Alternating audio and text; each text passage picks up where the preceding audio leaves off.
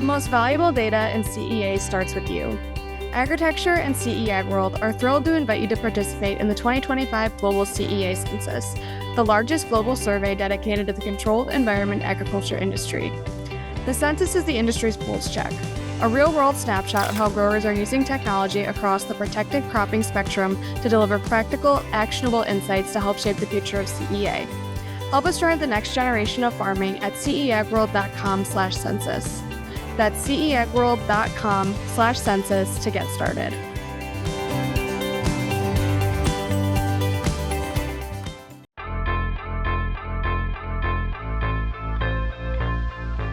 Welcome to CEAg Talks, the video series from CEAg World, a media site devoted to the business of growing food undercover, including greenhouse produce, vertical farms, and outdoor protected crops.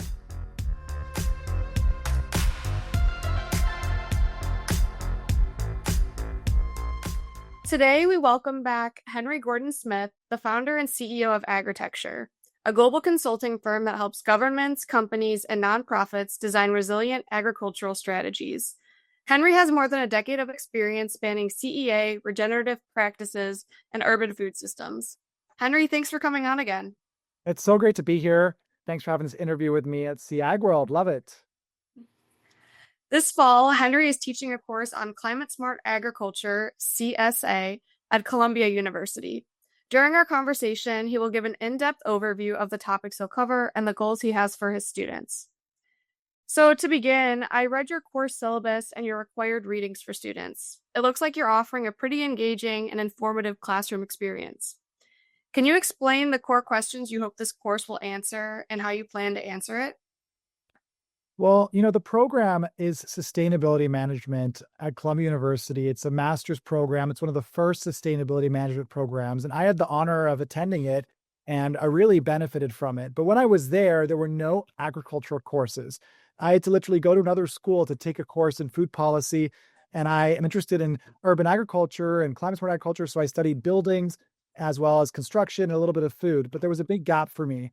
Now, 10 years later, Columbia said other students had the same complaints that I did, and they contacted me and they said, would you be open to developing a course? So I thought, what is the course that would be most beneficial for these students?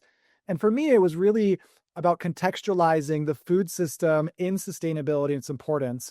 So agriculture is the world's largest employer, and obviously we all eat. So it's extremely critical to us. And it's also one of the most vulnerable, if not the most vulnerable aspect of what we need as humanity that's suffering due to climate change. So think about rainfall patterns changing. Think about more storms. Think about supply chains being threatened. Think about conflicts as well, which, are connected to this whole challenge as well.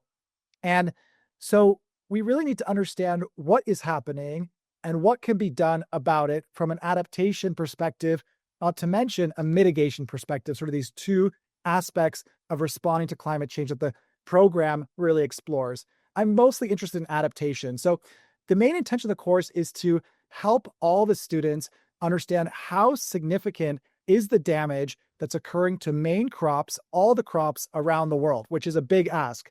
So how do we structure it? Well, we basically look at every continent on Earth, and we typically look at about 3 different main crops in those continents, and we look at what are the weaknesses and financial costs and economic and various challenges as a result of these climate change issues on agriculture. And the second question is, what is being done about it? We look at policy, but we mostly focus on technology as a solution. So for example, in Colombia, coffee farmers are suffering from climate change, and it's affecting their yields, it's affecting their access to water, and the solutions to that are not necessarily that obvious and are not the same for other crops. So we look at what's being done. For example, these farmers have less financial access than other farmers in the world. So whatever solution has to be applied there has to match their digital literacy and their financial capacity. So that's different from, say, gaps in leafy green production, where we can respond with CEA, right? A more high-tech, expensive solution in the Western world, for example. So we look at this literally in every continent, and we look at the technologies, and there's a series of readings and activities that the students utilize to prove they can understand how to make the choices. The short answer is the ultimate goal is that we develop critical thinkers about the problems in the food systems that can narrow down those solutions. Just like I do as a consultant in my team, I'm trying to create more consultants that are able to respond to climate change in agriculture and help society adapt. Is there a particular part of the course that you're especially excited to teach? I mean, for me, it all really builds up.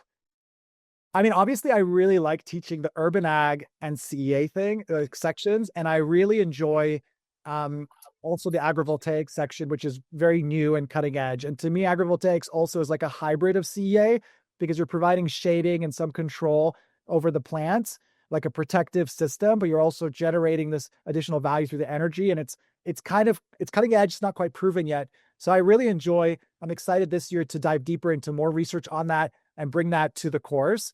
So those are probably my favorite lessons, but I also like filling in a lot of the gaps that I have related to other types of agriculture. The biggest benefit for me in this course, besides, the seeing the students and seeing them get excited about it and learn, is really for me to dive deeper into research.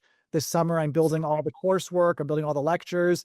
So it's really, at this point in my career, it's an opportunity for me to challenge myself and do something else. That's the benefit for me. For sure. Well, Henry, thank you so much for coming on again, and I'm sure we'll talk again sometime soon. My pleasure.